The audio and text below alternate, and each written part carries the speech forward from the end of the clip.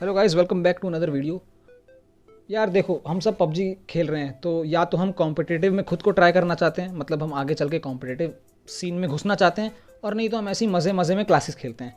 और दोनों ही स्कैरियोज़ में, दोनों ही सीनों में मतलब ऐसा है कि एक चीज़ है जो बहुत ज़रूरी है दोनों ही सीनों में, चाहे तुम कॉम्पिटिटिव खेलो या फिर मज़े मज़े में खेलो, वो है तुम्हारा क्लोज कॉम्बैट।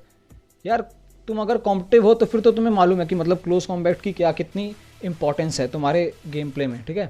लेकिन अगर तुम क्लासिक्स खेल रहे हो तो इतना तो तुम्हें आना ही चाहिए, तुम इतने अच्छे होने चाहिए क्लोज कॉम्बैट में कि अगर तुम्हारे बाकी के सारे टीममेट्स उनकी घोड़ी बन चुकी है, वो सब नॉकड आउट पड़े हैं, तो इतना तो होना चाहिए कि यार अगर उन लोगों की घोड़ी बन चुकी है, वो मतलब नॉकडाउन पड़े हैं, और उनके मन में इतना तुम लोगों को लेके विश्वास होना चाहिए कि हाँ यार ये सामने वाले बंदों को मारेगा, 2 बंदे 3 बंदे मार के आके हमें रिवाइव देगा। ऐसा ना हो कि वो लोग अपने मन में सोचे कि ये तो नूब है भैंचो, चलो अब तो हमें भाई सीधा लॉबी दिख गई, लॉबी चलते हैं, इससे ना हो रहा कुछ, ये है नूब। तो गाइस मैं तुम लोग के लिए लेके आऊँगा ऐसी वीडियो जिसमें मैं तुम्हें बताऊँगा ऐसी टिप्स और ट्रिक्स जिन्हें अगर तुम फॉलो करते हो तो तुम्हारा क्लोज कॉम्बैट नहीं कुछ तो अभी तुम जिस स्टेट पे हो ना उससे तो बहुत अच्छा हो जाएगा, बहुत अच्छा। तो यार ये है तुम्हारा भाई टोनी, शुरू करते हैं बिना किसी इंट्रो के। तो गाइस वीडियो स्टार्ट करने से पहले मैं तुम लोग को एक चीज़ बता दूं कि इस वीडियो का एक एक सेकंड बहुत ही ज़्यादा इन्फॉर्मेटिव होने वाला है, तो एक सेकंड भी स्किप मत करना, बाकी तो तुम्हारी मर्जी है ही। तो इस क्लोज कॉम्बैट में सबसे पहले जो हमारी चीज़ आती है, मैं तुम्हें बता दूं कि क्लोज कॉम्बैट मतलब कितनी से कितने मीटर तक को कहते हैं। First things first, okay. 0 से 30 मीटर्स तक, 30 या 35 मीटर्स तक अपने आता है क्लोज कॉम्बैट में। उसके बाद 40 मीटर्स से 80 मीटर्स तक आता है अपना मिड रेंज फाइट, और 80 मीटर्स के ऊपर जो भी फाइट होती है वो होती है हमारी लॉन्ग रेंज। तो 0 से जो 35 मीटर्स की फ़ाइट है ना उसको अपन कहेंगे क्लोज रेंज फाइट।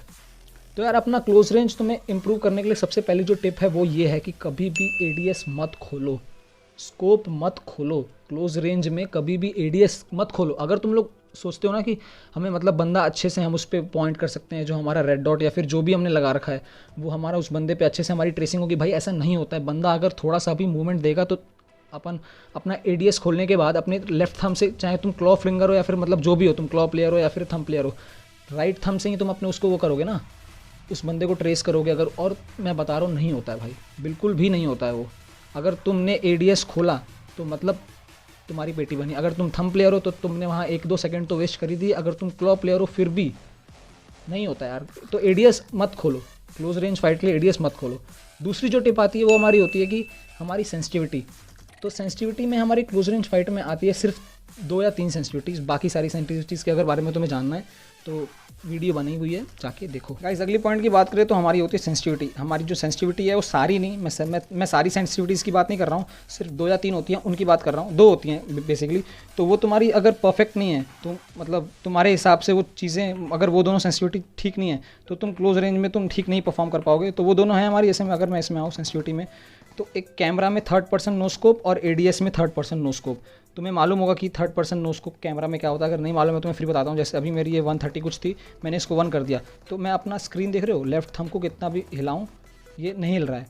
तो बंदे ट्रेस करने के लिए, जब हम फायर नहीं कर रहे होते हैं तब बंदे ट्रेस करने के लिए क्लोज कॉम्बैट में ये हमारी बहुत इंपॉर्टेंट रोल प्ले करती है। तो हमें ये अपनी मतलब अच्छे से जो भी तुम्हारी है वो पता होनी चाहिए तुम्हें, ठीक है। और अगली जो आती है एडीएस में कैमरा मतलब 3rd पर्सन नो स्कोप।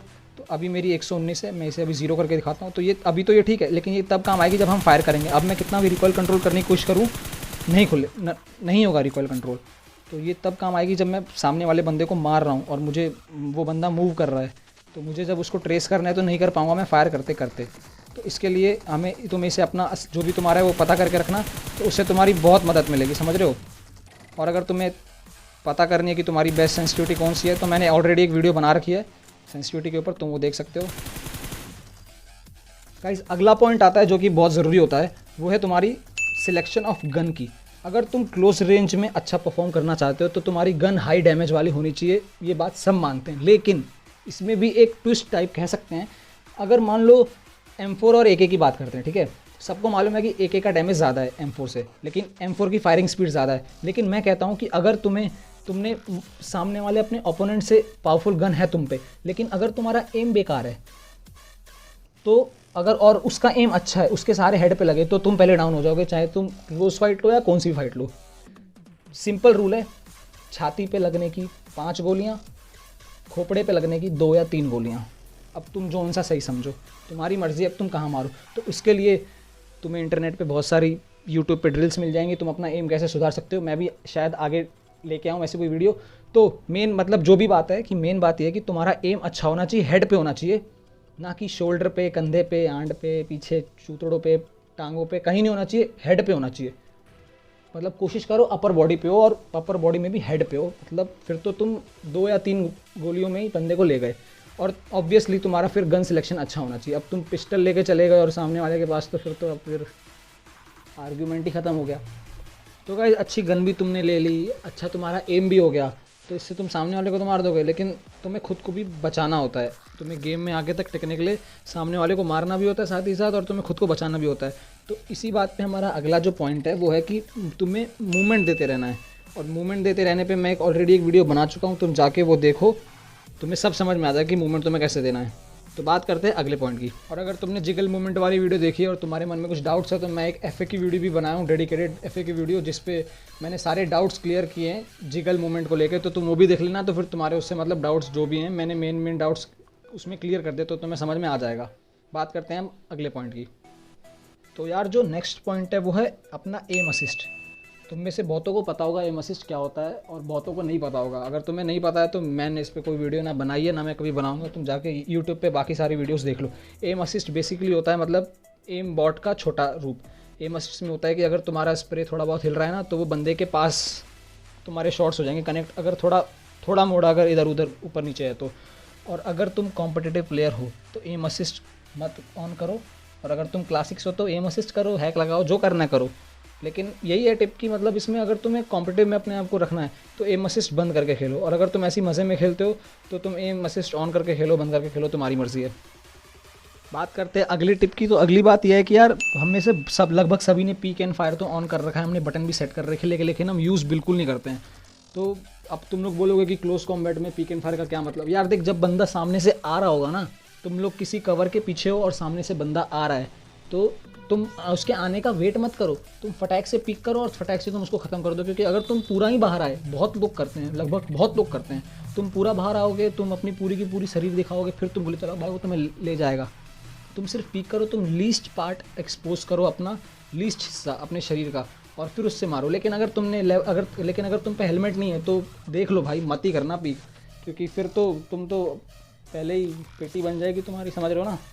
और मेरे गुटखा खाने वाले भाई, पीक का मतलब वो पीक से उसको कंपेयर ना सॉरी, खराब जोक है, सॉरी। बात करते हैं यार नेक्स्ट टिप की। ओके, तो नेक्स्ट टिप ये है हमारी की प्री फायर। नेक्स्ट टिप कह लो या इस वीडियो की लास्ट टिप कह लो, प्री फायर।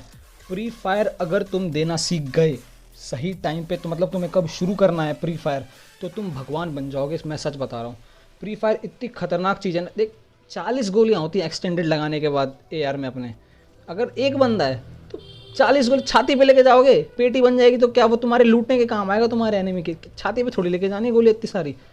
प्री फायर करो, मान लो तुम्हारे शॉट्स कनेक्ट नहीं हुए तो भाई इससे चांसेस बढ़ जाते हैं। तुम अगर प्री फायर करना सीख गए ना, और वो भी सही टाइम पे, तो प्री फायर खूब करो, तो तुम्हारा जो एनिमी है ना उसकी चूतर फट जाएंगे, हो क्या रहा है इधर।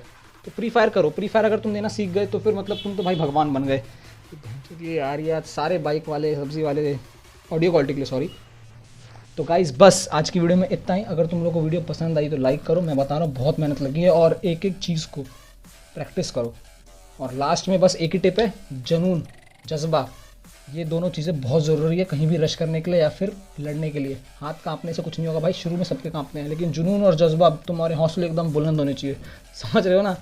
ठीक है गाइस, अगर तुम्हें वीडियो पसंद आई तो लाइक करो, चैनल पे पहली बार देख रहे हो तो बाकी वीडियोस देखो, सब्सक्राइब करो और मौज करो। टाटा। अगर तुमको जानना है कि मैं ये कैसे, ये पहले तुम स्प्रे देखो, लेज़र स्प्रे का, तो ये लेज़र स्प्रे तुमको जानना है कैसे किया है, तो सब्सक्राइब करो, बेल आइकन दबाओ, अगली वीडियो इसी पे होने वाली है। और ये बाइक वाले की तो आज मैं अभी जाके ढूंढता हूँ।